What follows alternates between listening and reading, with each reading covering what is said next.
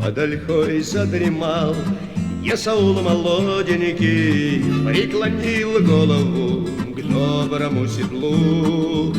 Не буди казака, ваше благородие, он во сне видит дом, мамку да ветлу.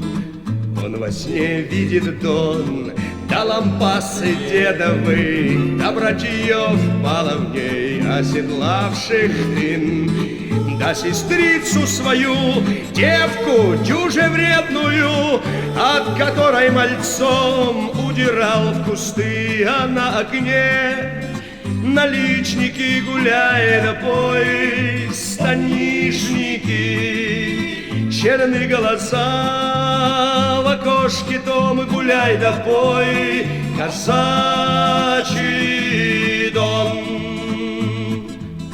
Не буди, атаман, Есаула верного, он от смерти тебя спас в лихом бою.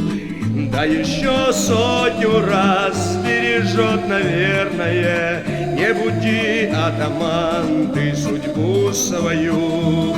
А на окне наличники гуляй да пой, станишники, черные глаза в окошке том гуляй да пой, казачий дон. Полыхнули кусты иван-чаем розовым, да со скошенных трав тянется туман.